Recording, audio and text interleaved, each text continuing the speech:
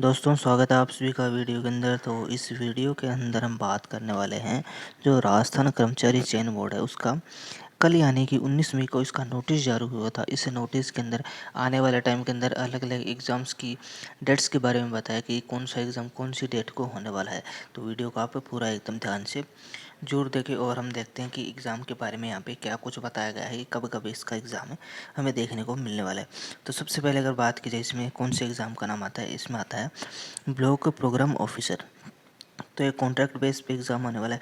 अब हालांकि नोटिस के अंदर बहुत सारी वैकेंसी ऐसी बता रखी है जो कि कॉन्ट्रैक्ट बेस पे होने वाली है। कुछ एक दो तीन वैकेंसी है जो कि कॉन्ट्रैक्ट बेस पे नहीं है, बाकी लगभग सारी की सारी वैकेंसी कॉन्ट्रैक्ट बेस पे ही है। इसका अब एग्ज़ाम कब होने वाला है, तो एग्ज़ाम होने वाला है इसका 2 जून को अंदर। टाइमिंग दे रखी है 9:30 से 12 बजे तक का, और ऑफलाइन हो गए सारे के सारे। तो सारे के सारे पेपर ऑफलाइन ही होने वाले हैं, ये आप जब जानते हैं। फिर अगला आ जाता है सोशल वर्कर या फिर मेडिकल सोशल वर्कर, ये भी कॉन्ट्रैक्ट बेस पे। इसका एग्ज़ाम ही सेम डेट 2 जून को होने वाला है, और टाइम इसका कहाँ से कब तक है, टाइम इसका 3 से लेके 5:30 बजे तक है।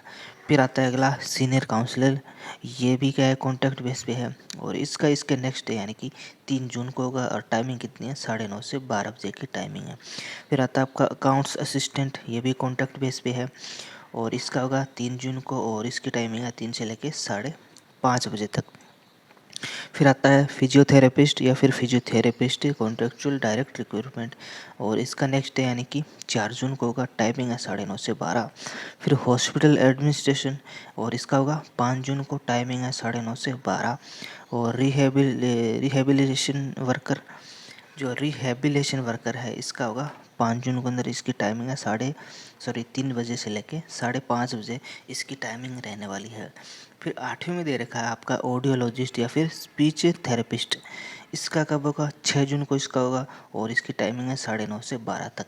तो आप लोग चीज़ देख रहे हैं कि जो एग्ज़ाम्स होने वाले हैं वो एकदम कंटिन्यू यहाँ पे डेट्स पे रहने वाले हैं, यहाँ पे बीच में कोई गैप नहीं है। फिर 9 नंबर में दे रखा है बायोमेडिकल इंजीनियर, इसका 6 जून को, और इसकी टाइमिंग है 3 से लेके 5:30 बजे तक। फिर आपका एक बच जाता है कम्युनिटी हेल्थ ऑफिसर, CHO हो गया। अब इसका कब होगा, इसका 8 जून को होगा, टाइमिंग है 9:30 से 12 तक। फिर आता है public health nurse care, nursing incharge हो गया, नर्सिंग ट्रेनर हो गया, नर्सिंग ट्यूटर हो गया, इसका होगा एग्जाम है 9 जून को अंदर, टाइमिंग है 9:30 से 12। फिर साइकेट्रिक केयर नर्स हो गया, इसका भी 9 जून को होगा, और 3 से 5:30 का टाइम हो गया। फिर डाटा एंट्री ऑपरेटर आ गया है, इसका 10 जून को होगा, इसकी टाइमिंग है 9:30 से 12। फिर सेक्टर हेल्थ सुपरवाइज़र, इसका भी 10 जून को है, और टाइमिंग है 3 से लेके 5:30। फिर एक है मेडिकल लैब टेक्नीशियन या फिर लैब टेक्नीशियन, 11 जून को है, टाइमिंग है इसकी 9:30 से 12 बजे तक। कंपाउंडर आयुर्वेदा के अंदर ये है 11 जून को, और टाइमिंग है 3 से लेके 5:30 बजे तक। फिर आता है कि फार्मा असिस्टेंट है, इसकी 12 जून एग्ज़ाम डेट है, और 9:30 से 12 टाइम इसका रहेगा। और फीमेल हेल्थ वर्कर 12 जून को, टाइमिंग है 3 से 5:30। फिर आता है नर्स का या फिर नर्स ग्रेड सेकंड का, 13 जून को, और टाइमिंग है 9:30 से 12।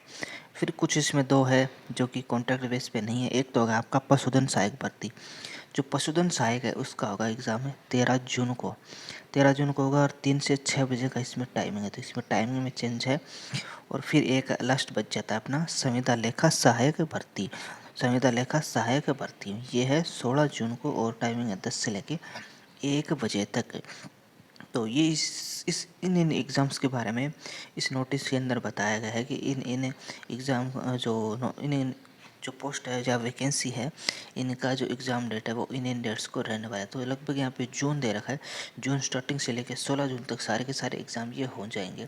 तो अगर आपने कोई फॉर्म अगर भर रखा है इनमें से कोई, तो आपने अपने हिसाब से यहाँ पे देख लेंगे कि हमारा जो एग्ज़ाम है वो कब यहाँ पे होने वाला है। फिर कुछ एक और पॉइंट यहाँ पे दे रखे हैं जो कि आपको पहले से पता है, फिर भी मैं थोड़ा यहाँ पे बता देता हूँ। जो कि जैसे इसमें फ़ोटो के बारे में कहा है कि फ़ोटो आपको ज़्यादा पुराने नहीं लगानी है, 3 साल से पुरानी आपकी फ़ोटो नहीं लगानी है। होता क्या है इसमें कि पुरानी फ़ोटो हम लगा लेते हैं तो क्या होता है, वहाँ पे इनविजिलेटर वगैरह होते हैं जो बाहर गेट पे चेक करते हैं एडमिट कार्ड वगैरह, उनको पहचानने में दिक्कत होती है। बहुत सारे कैंडिडेट यहाँ पे रह जाते हैं, उनको एंट्री नहीं दी जाती, इसलिए आप अपना लेटेस्ट फ़ोटो लेके जाइए, या फिर अपलोड साथ में अगर फॉर्म भरते टाइम लेटेस्ट फ़ोटो ही आपको लगाना है, ताकि किसी भी तरह का दिक्कत का सामना ना करना पड़े। फिर यहाँ पे ऑप्शन के बारे में दे रखा है कि आपको सारे के सारे ऑप्शन यहाँ पे भरने हैं। 5 ऑप्शन दे रखेंगे, A B C D और E।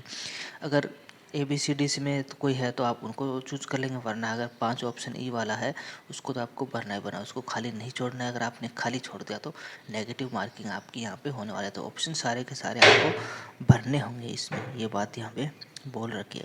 फिर एक पॉइंट और इसमें दे रखा है कि आपको गोला अच्छे से ढंग से भरना है। फिर अगर 10% से ज़्यादा अगर आपने किसी भी गोले को गहरा नहीं किया है तो उसके लिए आपको अयोग्य घोषित कर दिया जाएगा, उस एग्ज़ाम में आपको डिसक्वालीफाई कर दिया जाएगा। मतलब अगर 100 क्वेश्चन है और अगर आपने 12-13 क्वेश्चन में गोला ही नहीं भरा है, खाली छोड़ दिया, ई वाला ऑप्शन भी नहीं भरा है, तो इस केस में अब आपकी नेगेटिव मार्किंग नहीं होगी। इस केस में अब आपको डिसक्वालीफाई ही किया जाएगा। तो आपको कोई भी ऑप्शन खाली आपको नहीं छोड़ना है, ई वाला ऑप्शन आपको यहाँ पे भर देना है। तो ये वाला सिस्टम इसमें दे रखा है, इसमें ये सारा प्रोग्राम यहाँ पे बता रखा है। बाकी इसमें कोई ज़्यादा और ऐसे इंपॉर्टेंट है नहीं, ये जो आपको बताना पड़े, जो भी जरूरी जानकारी होती है वो मैंने यहाँ पे बता दी है।